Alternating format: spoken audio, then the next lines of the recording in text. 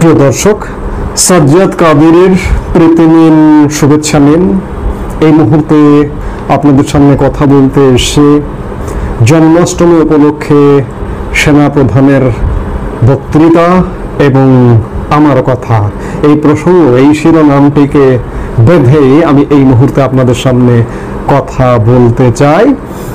আপনারা জানেন যে আজকে শুভ জন্মাষ্টমী, হিন্দু ধর্মাবলম্বীদের অন্যতম বৃহৎ ধর্মীয় উৎসব।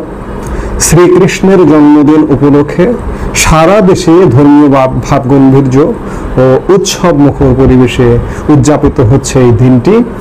রাজধানীর পলাশীতে জন্মাষ্টমীর প্রধান অনুষ্ঠান অনুষ্ঠিত হয়েছে আজকে, এবং এই অনুষ্ঠানে উপস্থিত ছিলেন সেনাবাহিনী, নৌবাহিনী এবং বিমান বাহিনীর প্রধানগণ।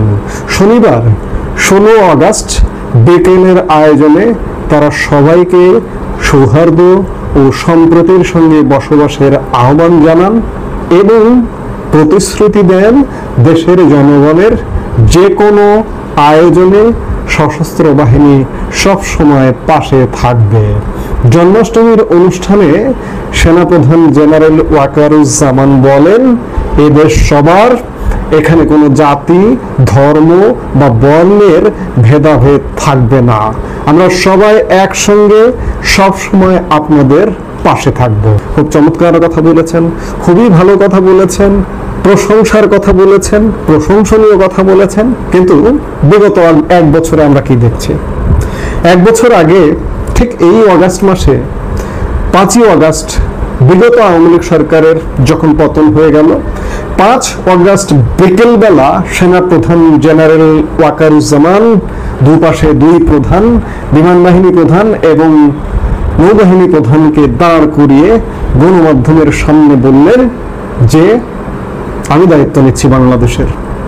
দায়িত্ব নিলেন, তিনি একটি সরকার গঠন করে দিলেন, সরকার গঠিত হলো। সেই সরকার 1 বছর দেশ পরিচালনা করছে, সেনাবাহিনী, সশস্ত্র বাহিনী সেই সরকারের সাথে আছে। কিন্তু আমরা কি দেখছি? এদেশের সবাই সমানভাবে বসবাস করবে, সাম্প্রদায়িক সম্প্রীতি বজায় থাকবে। কিন্তু আমরা কি দেখছি? আমরা সাম্প্রদায়িক সম্প্রীতি বিনষ্ট হতে দেখছি। সেনাপ্রধানের এই যে বক্তব্য, এই সুন্দর বক্তব্যের সাথে বাংলাদেশের বেশিরভাগ মানুষ দ্বিমত পোষণ করে। আজকে মানুষ যেভাবে প্রত্যাশা করেছিল যে সেনাপ্রধান যেহেতু দায়িত্ব নিয়েছে, বাংলাদেশটা হয়তো ভালো হবে, সুন্দর হবে, কিন্তু না। বাংলাদেশ বিগত সময়ের তুলনায়, যাদেরকে ফ্যাসিস্ট বলা হয় তাদের তুলনায় আজকে ফ্যাসিবাদ বিরোধী গোষ্ঠী, তথাকথিত ফ্যাসিবাদ বিরোধী গোষ্ঠীর সরকার। এখন যে রাজনৈতিক দলগুলো আছে তাদেরও সরকারি সরকার, কারণ তারা প্রত্যেকটি বৈঠকে সব জায়গায় বলে যে আমরা আপনার সঙ্গে আছি।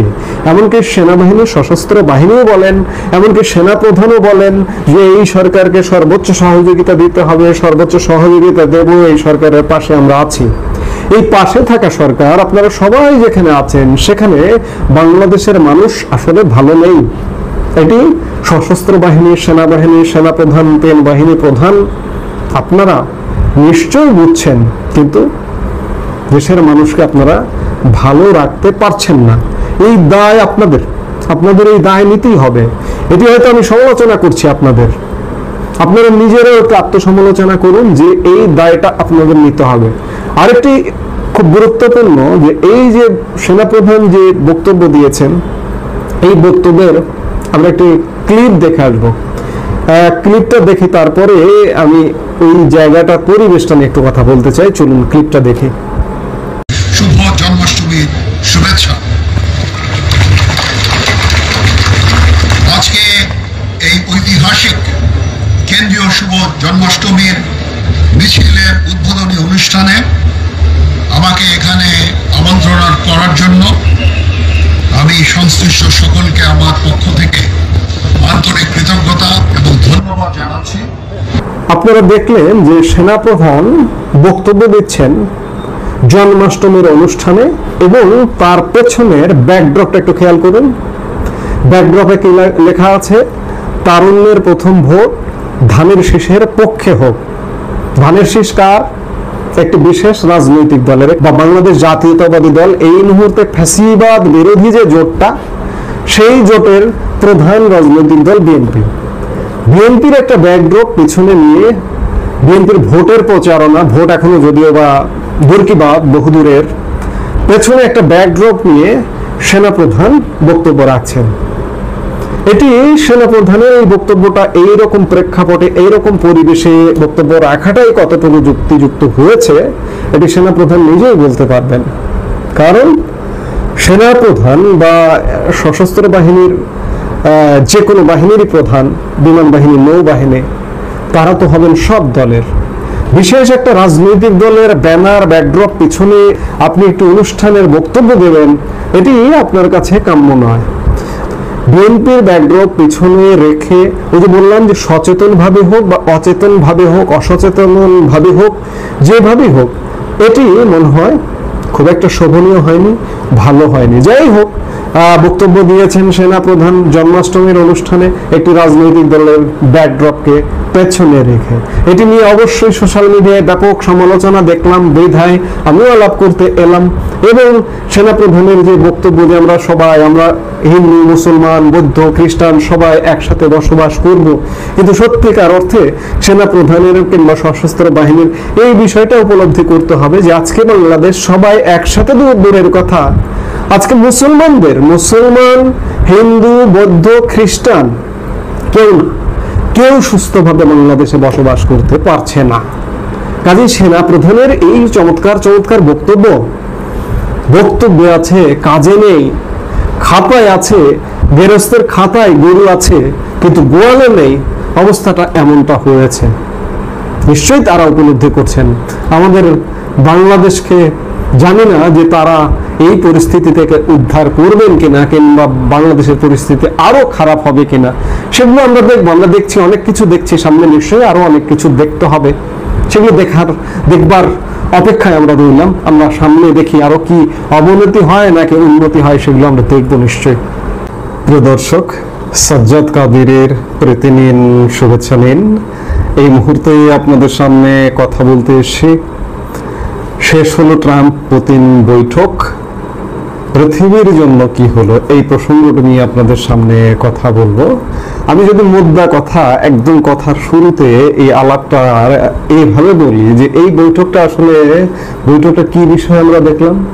রাশিয়া ইউক্রেন যুদ্ধ বন্ধের জন্য বিশ্ব শান্তির দূত ডোনাল্ড ট্রাম্প নিজেকে আরেকবার শান্তি স্থাপনের দূত হিসেবে উপস্থাপন করবার সুযোগটা হাতছাড়া করবেন না, এজন্য পুতিনের সাথে একটা বৈঠকের ব্যাপার ছিল। আরেকটি বিষয় ছিল যে ডোনাল্ড ট্রাম্পের নির্বাচনী প্রতিশ্রুতিরও অংশ ছিল যে রাশিয়া ইউক্রেন যুদ্ধ বন্ধ করবেন তিনি। ইতিমধ্যে কয়েক ঘন্টা আগে এই বৈঠকটি শেষ হয়েছে। আমেরিকার মূল ভূখণ্ডের বাইরের বৃহত্তম সামরিক ঘাঁটি হিসেবে পরিচিত আলাস্কার জয়েন্ট বেস এলমন্ডর্ফ রিচার্ডসন ৬৪,০০০ এলাকা জুড়ে বিস্তৃত এই ঘাঁটিতে শুক্রবার মুখোমুখি বসেছিলেন বিশ্বের সবচেয়ে শক্তিধর দুই রাষ্ট্রনেতা ডোনাল্ড ট্রাম্প এবং ভ্লাদিমির পুতিন। এবং বৈঠকটি শেষ করে তারা যৌথ সংবাদ ব্রিফিং করেছেন। এবং লক্ষণীয় বিষয় যে এই বৈঠকের পরবর্তীতে তারা নিজেদের মতো কথা বলেছেন, নিজেদের মতো বক্তব্য দিয়েছেন, কিন্তু কোনো সাংবাদিক প্রশ্ন নেননি তারা। দুজনই বলেছেন যে বৈঠকটি ফলপ্রসূ হয়েছে, বৈঠকটি আশাবাদ জাগিয়েছে। এবং এরপরে ট্রাম্প বলেছেন যে এরপরে পুতিন জেলেনস্কি বৈঠক হবে এবং সেই বৈঠকে যদি তারা মনে করে ট্রাম্পের থাকার প্রয়োজন আছে, ট্রাম্পও থাকবেন এবং ট্রাম্প থাকবেন এবং পরবর্তী বৈঠকটি হয়তো মস্কোতে হবে। এই বৈঠকটার নেপথ্য শক্তি যদি বলেন, নেপথ্য শক্তি আসলে ভারত। পুতিনকে বৈঠকে বসাতে হবে। দীর্ঘদিন ধরে পুতিন বৈঠকে বসবেন না এমন একটা দোলাচল ছিল। ট্রাম্প ক্ষমতায় আসবার পরে ফোনেও তার সাথে কথা হয়েছে, কিন্তু বৈঠকটা হচ্ছিল না। এই বৈঠকটা হচ্ছিল না, ডোনাল্ড ট্রাম্প তো আসলে বেশ কৌশলী। তখন ডোনাল্ড ট্রাম্প ভেবেছেন যে রাশিয়ার সাথে খুব বড় স্বার্থ কার কার আছে, কোন কোন দেশের আছে। হিসেব করে দেখেছেন যে চীনের আছে, ভারতের আছে, কিন্তু চীনকে দিয়ে খুব বড় ধরনের বেকায়দায় ফেলা যাবে কিনা সে ব্যাপারে ডোনাল্ড ট্রাম্প সন্দিহান। এই জন্য ভারতকে দিয়ে একটা তোপ বা একটা চাপে রাখা, এই ভারতকে দিয়ে তোপ বা চাপে রাখার জন্য রাশিয়ার বৃহত্তম বাণিজ্য অংশীদার, অন্যতম বৃহত্তম জ্বালানি ক্রেতা ভারতের উপর শুধুমাত্র জ্বালানি ক্রয়ের অজুহাতে একটা বড় ধরনের শুল্ক চাপানোর একটা নাটক করা হবে, এবং সেই নাটকটি ইতিমধ্যে ডোনাল্ড ট্রাম্প করে ফেলেছেন। ভারতের উপরে পূর্বে 25% শুল্ক আরোপ করেছিলেন এবং পরবর্তীতে যুক্ত করেছেন আরো 25% শুধুমাত্র রাশিয়ান জ্বালানি ক্রয়ের জন্য, যেটি আগামী 27 আগস্ট থেকে কার্যকর হবার কথা। এই শুল্কটা চাপিয়েছেন।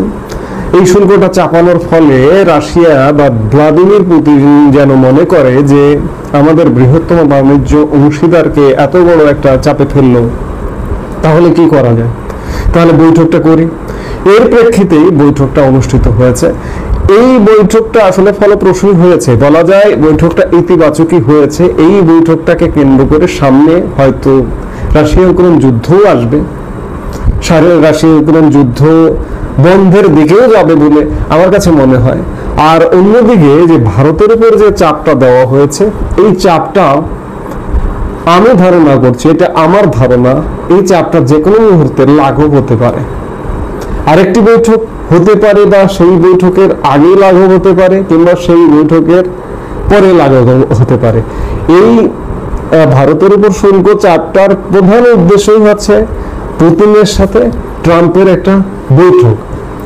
আপনারা খেয়াল করেছেন যে গতকাল ভারতের স্বাধীনতা দিবস উপলক্ষে মার্কিন পররাষ্ট্রমন্ত্রী মার্কো রুবিও একটা বিবৃতি দিয়েছেন বা বাণী দিয়েছেন। সেই বাণীতে ভারতের স্বাধীনতা দিবসের সেই বার্তায় বিদেশ মন্ত্রীর মুখে উল্টো সুর। আমেরিকা ও ভারত একসঙ্গে কাজ করে আধুনিক বিশ্বের চ্যালেঞ্জ মোকাবেলা করবে, এমনটাই দাবি মার্কো রুবিওর। শুক্রবার তিনি ভারত আমেরিকা সম্পর্ককে ঐতিহাসিক, গুরুত্বপূর্ণ ও সুদূর প্রসারী বলে বর্ণনা করেছেন। তিনি বলেন, দুই দেশই শান্তিপূর্ণ, সমৃদ্ধ ও সুরক্ষিত ইন্দো প্যাসিফিক অঞ্চলের স্বপ্ন দেখছে বলে জানিয়েছেন তিনি। ভারতের স্বাধীনতা দিবসে রুবিও আমেরিকার পক্ষ থেকে অভিনন্দন জানান এবং দ্বিপাক্ষিক সম্পর্কের দৃঢ়তার প্রশংসা করেন। তিনি বলেন, বিশ্বের বৃহত্তম গণতন্ত্র ভারত ও বিশ্বের প্রাচীনতম গণতন্ত্র আমেরিকার সম্পর্ক ঐতিহাসিক এবং এর প্রভাব সুদূর প্রসারী। সাম্প্রতিক এক সাক্ষাৎকারে ট্রাম্প দাবি করেছেন, আমি খানিক আগে যেটি বলেছিলাম, যে পুতিনকে শান্তি বৈঠকে রাজি করাতেই ভারতকে শুল্ক বান ঘায়েল করতে উদ্যত হয়েছে আমেরিকা। আমি শুরুতেই যে কথাটি বললাম। অন্যদিকে ওয়াল স্ট্রিট জার্নালের দাবি যে পুতিন আলাস্কায় গিয়েছেন সম্পূর্ণ ভিন্ন লক্ষ্য নিয়ে। তিনি চান ইউক্রেনের উপর রাশিয়ার আধিপত্য বজায় থাকুক, আবার ট্রাম্পের সাথে সম্পর্ক ভালো থাকুক। আমি আগেই বললাম, বৈঠকে রাশিয়া ইউক্রেন যুদ্ধের কোনো সমাধান সূত্র বেরোয়নি, তবে দুই রাষ্ট্রনেতার দাবি বৈঠক ফলপ্রসূ হয়েছে। আমেরিকান সংবাদ মাধ্যম ফক্স নিউজকে ট্রাম্প জানান, বাকিটা ইউক্রেনের প্রেসিডেন্ট ভ্লাদিমির জেলেনস্কির উপর নির্ভর করছে, তাকেই পরবর্তী পদক্ষেপ করতে হবে। পুতিনের সঙ্গে এরপর বৈঠক হবে জেলেনস্কির। তারা চাইলে সেই বৈঠকে ট্রাম্পও থাকতে পারেন বলে জানিয়েছেন। পুতিনের সঙ্গে বৈঠক প্রসঙ্গে প্রশ্ন করা হলে মার্কিন সংবাদ মাধ্যমকে ট্রাম্প বলেন, এবার সত্যিই পুরো বিষয়টা প্রেসিডেন্ট জেলেনস্কির উপর নির্ভর করছে। যদি ওরা চান আমি পরবর্তী বৈঠকে থাকতে পারি, মনে হয় এরপর প্রেসিডেন্ট জেলেনস্কি, প্রেসিডেন্ট পুতিন এবং আমার মধ্যে একটা বৈঠকের আয়োজন করা হবে। তবে শুধু ইউক্রেনের প্রেসিডেন্ট চেষ্টা করলেই হবে না, রাশিয়ার সঙ্গে সমঝোতা করে যুদ্ধ থামানোর জন্য সাহায্য প্রয়োজন। ট্রাম্প জানিয়েছেন, গোটা প্রক্রিয়াটিতে ইউরোপের দেশগুলিকে প্রয়োজন, তাদেরও যুক্ত হতে হবে, তবেই রাশিয়া ইউক্রেনের মধ্যে সমঝোতা সম্ভব হবে। জেলেনস্কিকে তিনি পুতিনের সঙ্গে চুক্তি করারও পরামর্শ দিয়েছেন। যেটি হোক, এই বৈঠকটির আপনি যদি সারমর্ম টানেন, যে বৈঠকটিতে আসলে কোনো ফলাফল আসেনি, কিন্তু অন্ততপক্ষে একটা বৈঠক শুরু হলো, একটা শুভ সূচনা হলো। পরবর্তীতে জেলেনস্কি সহ ত্রিপাক্ষিক বৈঠক হতে পারে, কিংবা পুতিন জেলেনস্কি বৈঠক হতে পারে। সবকিছু মিলে বৈঠকটাকে ইতিবাচক হিসেবে যদি দেখেন যে এই বৈঠকটা একদম নিষ্ফল, কোনো কাজে আসেনি, তা নয়। এটি অবশ্যই ইতিবাচক, এবং ইতিবাচক সবার জন্যই।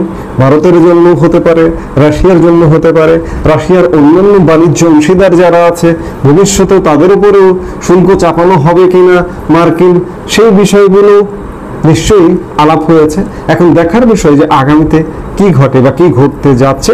যেটি হোক না কেন, পৃথিবীর দুই শক্তিধর দেশের সরকার প্রধান বা রাষ্ট্রপ্রধানের মধ্যে একটি ঐতিহাসিক বৈঠক ইতিমধ্যে অনুষ্ঠিত হয়ে গেল। নিশ্চয়ই পৃথিবী আশাবাদী হতে পারে, আগামীর পৃথিবীতে নিশ্চয়ই ইতিবাচক কিছু একটা ঘটবে।